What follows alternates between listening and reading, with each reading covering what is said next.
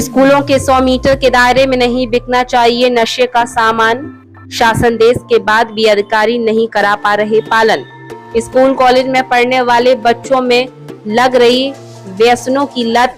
राज्य बाल अधिकार संरक्षण आयोग के अध्यक्ष डॉक्टर देवेंद्र शर्मा ने गुरुवार को मिर्जापुर के कमिश्नर कार्यालय में मंडल की समीक्षा बैठक ली। इस दौरान उन्होंने सभी से बच्चों के मुद्दों पर संवेदनशील होने की अपेक्षा की।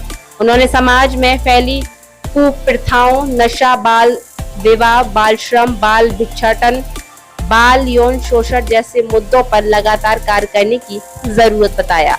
डॉक्टर देवेंद्र शर्मा ने कहा कि पूर्व में जारी गाइडलाइन के अनुसार विद्यालय के 100 मीटर के दायरे में पान, बीड़ी, सिगरेट, गुटखा आदि की कोई दुकानें नहीं होनी चाहिए। इस दिशा में सख्ती से कार्रवाई की जाए। साथ ही कहा कि दवा की दुकानों और मदिरा की दुकानों पर सीसीटीवी लगाए जाएं ताकि 21 वर्ष से कम आयु के बच्चे ना खरीद पाएं।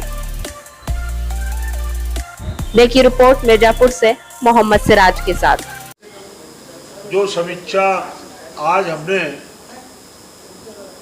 मिर्जापुर मंडल की जो बैठक की है और उस बैठक में जो हमारे पे मंडल में आया है मुख्यमंत्री बाल सेवा योजना कोविड, जिसमें हम 4,000 रुपया देते हैं और उसमें 407 बच्चों को दिया जा रहा है।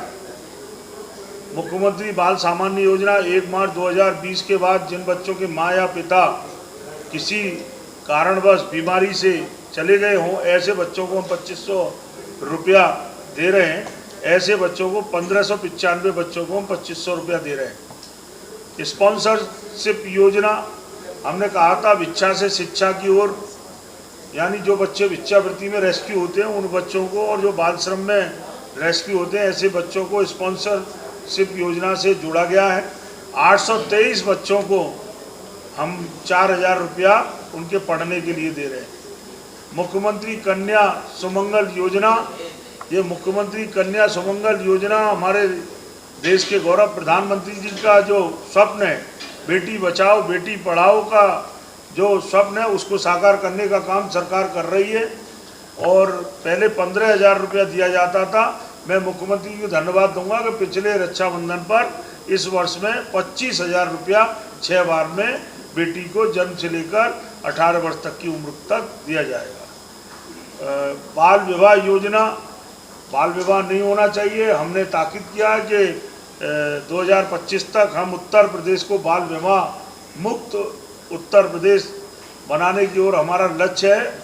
और हमने अक्षय तृतीया पर जो गाइडलाइन दी थी उसमें 34 बाल विवाह पर कार्रवाई हुई है इस मंडल में।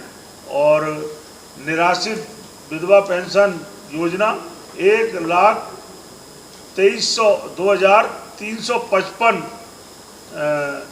महिलाओं को विधवा पेंशन योजना दी जा रही है।